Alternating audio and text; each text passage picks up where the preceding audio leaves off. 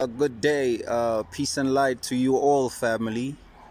I hope that you are doing great. Hope that you are doing well. Wherever you may be in the world, blessings, miracles, health, groundedness, and just joy. I wish that upon you. So, don't forget to like and to subscribe to the channel so that you may get more videos in future. In today's video, I quickly want to talk to you about something profound. I want to talk to you about the human experiment, human experience, Lucifer experience. Now, for us to talk about this, we're going to first have to go back eons, time unconquerable, time immemorial ago, to the first rebellion, to the first rebellious being, which you may know of as Lucifer. So now, some of you, or most of us, know of Lucifer as the bad guy in the story, the bad guy in the movie, who wanted to be like God. He said that I shall ascend to the thrones and be like the Most High. And that's why Lucifer got kicked out of heaven. But today I want to tweak your mind a little bit and show you some things that you probably never even thought about when it comes to who Lucifer is. So, it goes that Lucifer rebelled from heaven, and he took some couple of hundreds of angels along with him, and then they got cast down into the lower worlds, or into the physical worlds. Now, when you read the Bible in the book of Isaiah, they call Lucifer the bright morning star. They say, "Oh, how you have fallen, or how you have fallen, Lucifer, son of the morning star." Right? Now, keep that in mind. In the book of Revelations, guess who is now called the morning star? Jesus. They call Jesus the bright morning star. Now I'm going to explain why both Jesus and Lucifer are called the morning star. Because for you to understand everything that is going to happen, or everything that I'm going to speak about on my channel, you have to first understand something that is called oneness. Which means that there is one supreme being that is playing out many parts. What you may call the good, what you may call the evil, the positive, the negative. It's all one supreme being experiencing itself as different polarities, but it's all just one thing. Just as you have hot and cold water, but they are all just what? Water. You have you have male and female, you have negative and positive, you have left and right, up and down, you have here and there, inside, outside. All of these are just different polarities that correspond to each other, but at the end of the day, they are all just one aspect, or there are many different aspects of the one thing. This is where you see what you call the netters in ancient Egypt, where you see somebody with a head of a falcon, or you see somebody with a head of an ibis, a lioness, or crocodile. These were what we refer to today as nature, is actually derived from the ancient Kemetic word, which is netta. So nature comes from netta, which is nature, because the ancients understood that God is one supreme being that manifests itself in many different polarities, in many different aspects of itself. So it's not that the ancients were worshipping gods and idols. No, they were worshipping the one being, but they knew that that one supreme being manifested itself in many different aspects of itself. So now that's just what I wanted to point out. So now back to Lucifer. Who is Lucifer? So knowing that it's one being experiencing itself in many different polarities, Lucifer is the downward falling of what the morning star is. When Lucifer rebelled from heaven, he was actually bringing forth a new form or a new type of creation. Lucifer is what gave you free will. Without Lucifer, there wouldn't have been any free will, because you need to understand that there are hierarchies in existence. You have the Godhead, and then you have the angels in all their different hierarchies, down to your guardian angel, from the highest of highest, from the cherubims and the powers, in all their different hierarchies, right?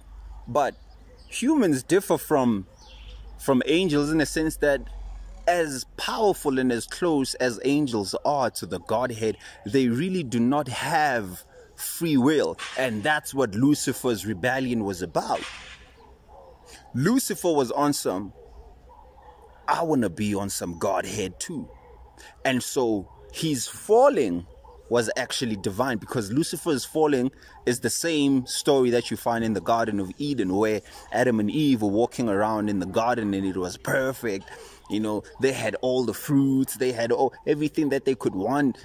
It was there. But there was one problem with that, and that was that there was death in that perfection. Because when everything is perfect, there's nothing for you to experience further. You are dead, you are stagnant. So by the introduction of the snake in the garden, that was that, hey, did God really tell you not to eat this fruit? You know, that was the first question. Lucifer was the one that taught you, or taught man, who you might also refer to as the snake. He taught you how to question. The snake in the garden taught Adam and Eve how to question. Now, that snake is symbolic for intelligence or wisdom that is within man, or that rather God or the Godhead wanted man to cultivate. But man could not cultivate free will from the state of perfection. So mankind had to fall. That's why Lucifer rebelled. The falling of Lucifer into the lower worlds was the creation of free will, because the moment we left perfection, we fell into the realm of duality, where we would now be dealing with perfecting, and that is the true perfection.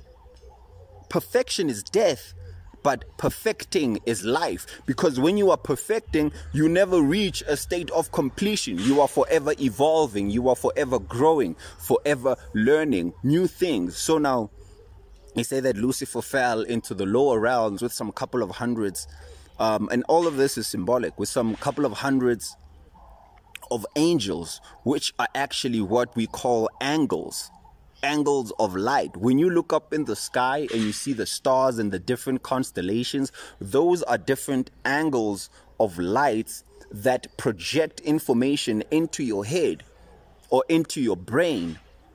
And then now you project out that reality, and you are able to have this three-dimensional existence. So what the stars are, they are like, you know, when you go to the cinema and at the back of the movie there is a projector projecting onto a screen? Well, that's what the stars are, or that's what the higher self is, or that's what the heavens are. They are projectors projecting into a third-dimensional or a three-dimensional space. So what you are on this earth is, you are a point of reference projecting into third-dimensional space, from a place where you are not even aware that you are. So we have never really left heaven. We are there dreaming or projecting the idea that we have left, because only in this reality can we cultivate what we call individualized consciousness. Individualized consciousness, which comes with what? Free will. Because from free will, then can we really experience what love is. We can come to God with our own accord, and not as the angels that are. They are basically compelled, because from the point where they are, they have always known God, or they have always been so close to the Godhead, especially the highest of angels that reside in the closest frequency to what we may call the Godhead. They have always known God from their inception. So they are compelled to do the will of the one Most High. And now as we descend down the ladder of lights, different things begin to now come into place. You begin to experience choice, and the lower and lower and lower you come into the physical world, because you have many different types of bodies. You have your physical body, you have your etheric body, your astral body, you have your soul body, your causal body. You have different types of bodies. You descended down these bodies, and with each descent there was a loss of memory of who your true self was. And in the losing of memory, or in the losing of the knowledge of your true self, you are able to now bring forth something else, which is what Lucifer was about. Lucifer was tired of this, like, nah, goddamn. And we are that. Lucifer is the pineal gland that fell into the lower world, into the lower realms, trapped within the skull, trapped within the darkness. The third eye, the light within man, the eye. This is the individual eye. I and the Lord, I and the Father are one. This I is the primordial self that fell into the lower world to come now project a new reality into the third dimensional spaces of existence. So what humans are, there's a verse in the Bible that says that, who are we that you deem us to be higher than the angels? Who are you that in our weakness you find us worthy? I'm paraphrasing it. So in all our weakness, in all our jealousy, lust, envy, and greed, why are we so special to God? Why are we so special to the universe? What is it about humanity? What makes us special is because what we are doing here has never been done before. We are a species that has completely forgotten itself and fell into the lower realms. And now from this, we are able to come to God from an inner and not an outer influence of the Godhead. So we are able to understand that there's love, and then there's hatred, there's evil, and there's good. But through our choice, we say, no, we choose the good. And that's the knowledge of the Garden of Eden that they call the knowledge of the gods. So understanding that there's good and evil, and then choosing the good, is what this whole experiment was about. So mankind, in his dabbling in the physical world, in the lower realms, in the lower passions, will actually redeem the energy or the force that you may call or think of as Lucifer. Because that was his task. This is actually a task that we took upon ourselves. We decided to wear and bear the weight of the whole universe. We are the fallen. This is the task that we took upon ourselves, to come into the lower realms to spiritualize matter. Because matter is a slowed down energy. It's slowed down light. Matter in its highest vibration is the all-knowing of God, and it is not even physical. And then in its lowest and slowest vibration, it represents the ignorance of God. So you are wearing a blanket of ignorance, but it is still light, but unconscious light. So as Lucifer, you fell to spiritualize and bring consciousness to that part of God as the higher being, as the prodigal son. You fell down as the morning star, which was the polarity of Lucifer as he was descending, to come and spiritualize and conquer the flesh or death, and now raise up as the morning star, but now as the Christ, through the opening of the 7 seals. Because the 7 seals are nothing but conditions of consciousness. So when you fell into conditioned consciousness, so that you may forget yourself, so that you may walk around here. And in your walking around here, because you are a divine being, you actually spiritualize this whole place. without you even knowing. This is the task that you took upon yourself. When you said that I wanted to be like God, it's not that God was mad at you. God actually wanted that, because what God doesn't want is slaves. God wants companions. In God creating Lucifer, or in because Lucifer was the smartest. I want you to think about this. Lucifer was the smartest. He was the most, he was the guy. He was the main guy. God took pride in Lucifer. He was like, oh my God. Oh my God. And think about this. If the Most High was proud of Lucifer, don't you think that at some point, or deep down, he felt that one day it would spark within Lucifer that he will see what is wrong? He didn't tell him. He didn't tell him, like, hey man, I want you to do. Nah, he came to the realization on some, nah man, this perfection is actually death. And he was like, hey, it's probably even a nice conversation. It's like, hey, nah man, I want to create a separate existence from the oneness. You know, it's probably a conversation. However, high supreme beings conversate. And then that experiment was allowed.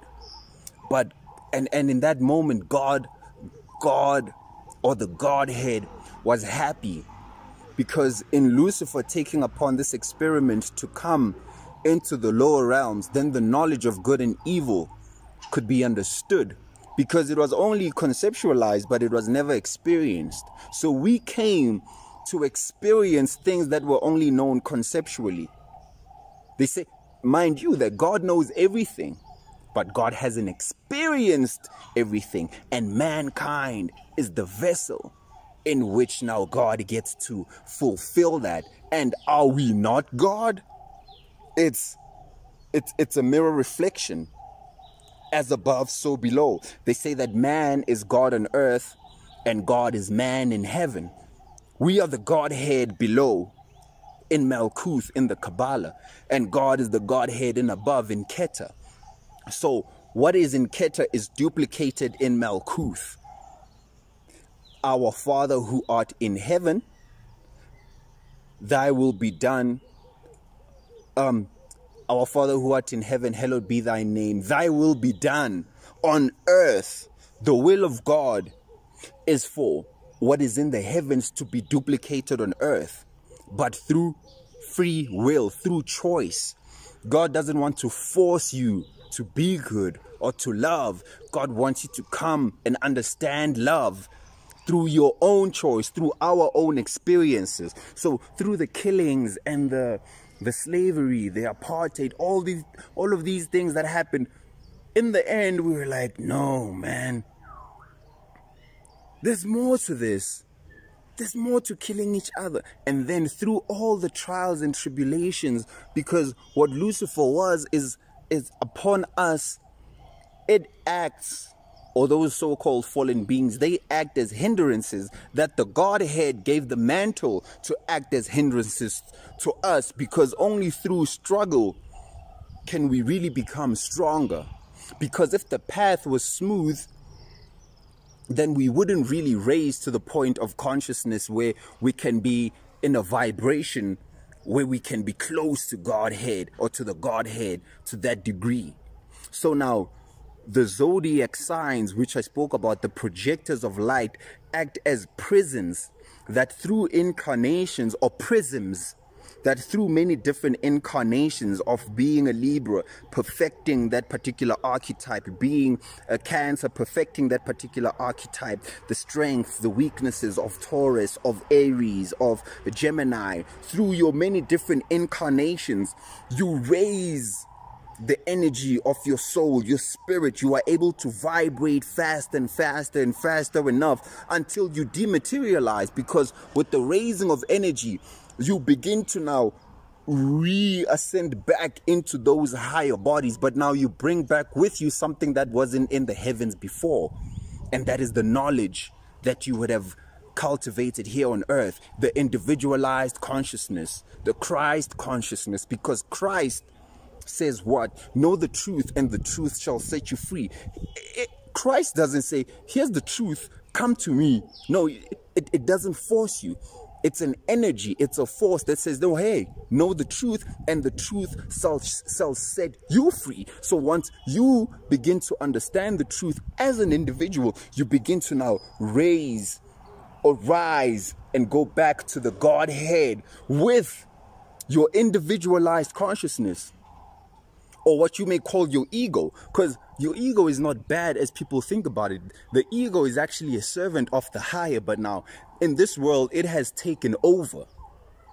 Your ego is actually a servant. It's like the one that should just like do the little work, and you the CEO, but now the one that does the little work has taken over the CEO's work, which is the higher spirit. So now you think you are your body, whereas your body is a vessel, it's a tool for you to be able to function in the lower realms of taste, touch, sight, sound, and smell. So now there is a hierarchy in this experiment, in a sense that what we are doing here on earth could not be done from that point where we were before the fall.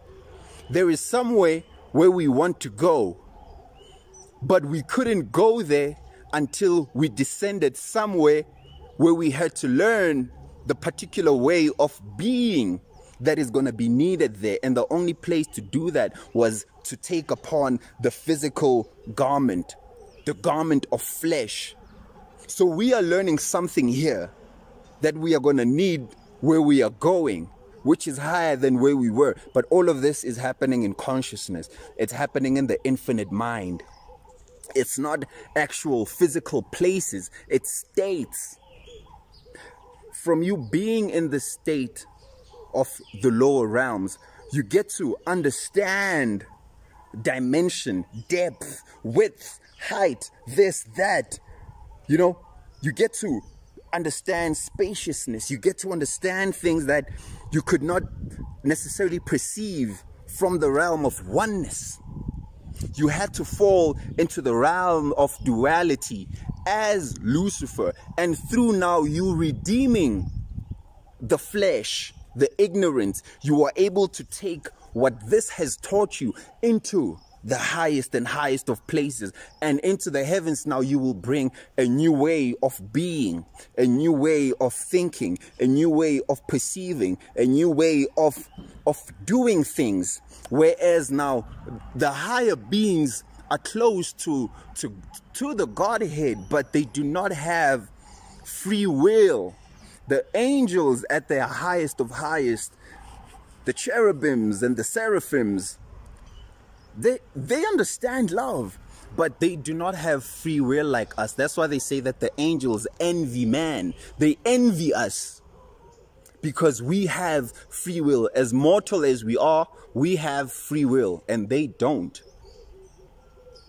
And so when Lucifer fell, his project or his task with us was to fall into the lowest of realms and completely forget, only to remember.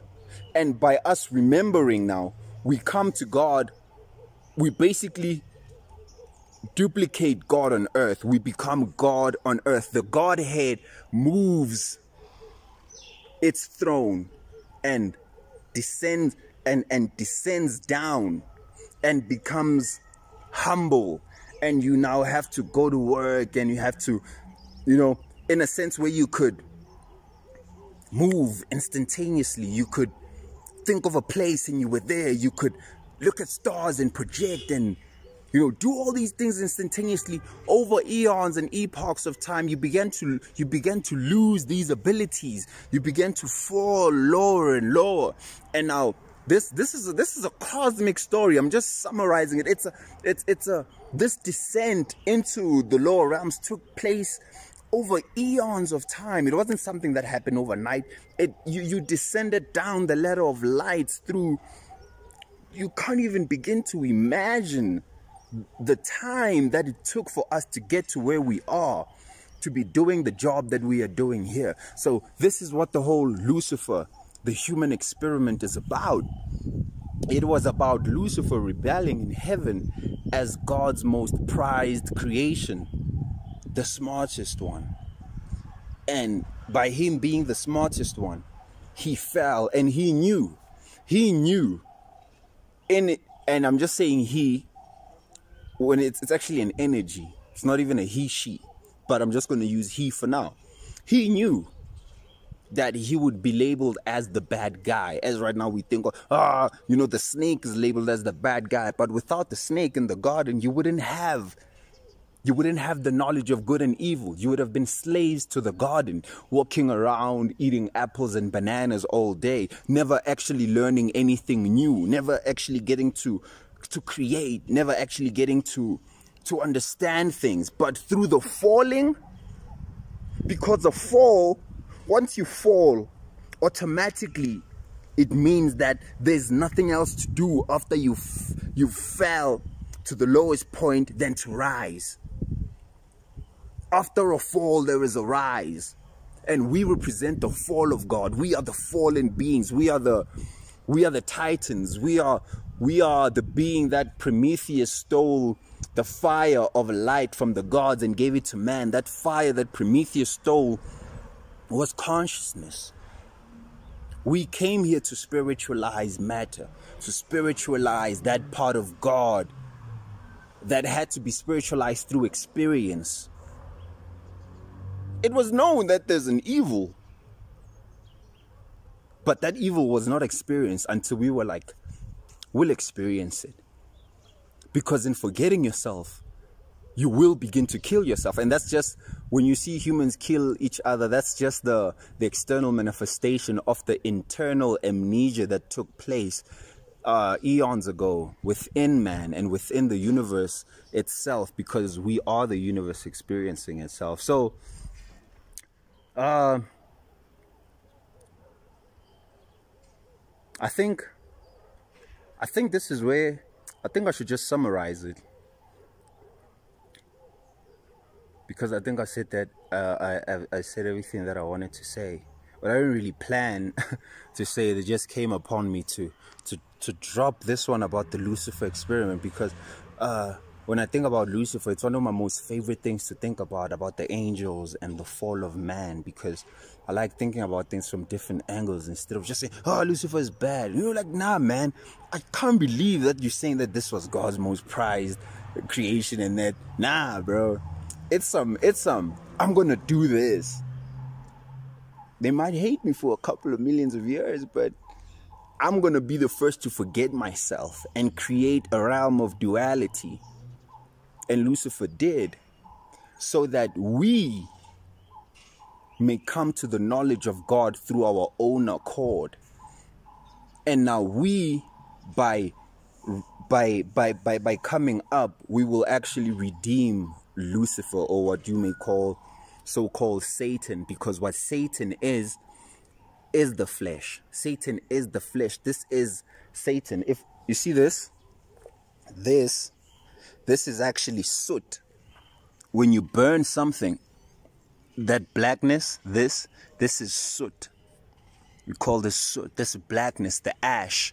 So this dark body, this is the ash of God as you descended down as the bright morning star, burning melanin, the dark melanite one. Because it's not just about this external melanin. Melanin is actually more of an internal thing in terms of what we call neuromelanin. So you have the melanin that makes you a dark person externally, and then you have an internal melanin which is called neuromelanin, right? So now that is what gives people, or rather black people, the dark pigment that they have. But there is an internal melanin that is called neuromelanin that allows you to have spiritual access into spiritual realities that you wouldn't necessarily begin to be able to tap into if you didn't have it. So we are those beings. We are those fallen entities that traveled as the prodigal son, or the hero's journey away from the father's house, and then went into the wilderness, went into Egypt, was sold by their brothers. All these stories in the Bible are talking about this fall in many different dimensions of it, because the stories of the Bible are actually layered. You can read the story from one perspective and it'll mean something else. If you read it from another perspective, same story, it means something else again, but it's all the same story camouflaged. So now we are the fallen Melanites, the Suits, the ancient travelers in suits. Satan, as I was saying, Satan is Soot, which is shit, which is Set in ancient Egypt. Set is representative of the darkness. So we fell into the realm of darkness. There's this mythology story of Set and Heru. So Set is the brother of Osiris. Set kills Osiris, and then, long story short, I think a bird just pooped on me. I don't know if you can see that, but apparently that's good luck, so I receive. So now Set kills his brother Osiris, and then Horus, the son of Osiris, has to now redeem his father. It's all symbolic. Osiris is symbolic of what we call the subconscious mind, the dark parts, because they say Osiris is the lord or the king of the underworld. That's the subconscious mind, that part of your mind that basically is unconscious to you but runs everything. And then Horus is the light, he's the conscious mind. Sut is ignorance. Or Set is ignorance. He's the ignorant part of ourselves. So, you know how they say that the sun rises on the horizon? That's who Horus is. Horus rising on the horizon. That's Horus, Heru, the hero, the son of God. It's all symbolic. The stars are our story. We are the stars playing out a cosmic story of falling, of a fall and redemption. This story that I was talking about in this whole video is told in the stars. It is written in the stars. So the Son of Man, the S-U-N, is the S-O-N. So now the sun rises on the horizon, which is symbolic of Horus defeating Set.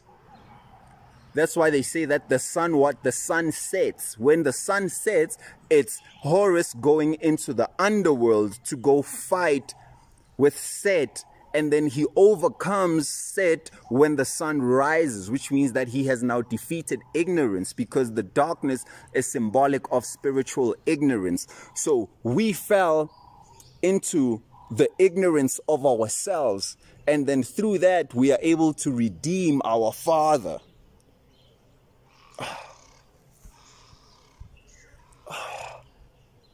The ancients put all of this down in mythology, so that that's why they say that, man, know thyself, and when you know thyself, you shall know God and the universe.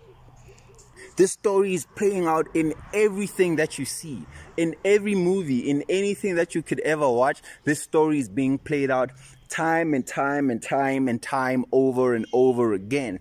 It's the story of the fall and the rise, the hero's journey, who journeys away from the heavens, from his father's place, and then falls into a lower state of being. And then there he's, it's the story of Job. He's stripped of all his glory, but in the end he will be redeemed. That's who we are, and that's who Lucifer is. This is the Lucifer creation. The Lucifer experiment is the creation of duality, of good and evil, of this and that.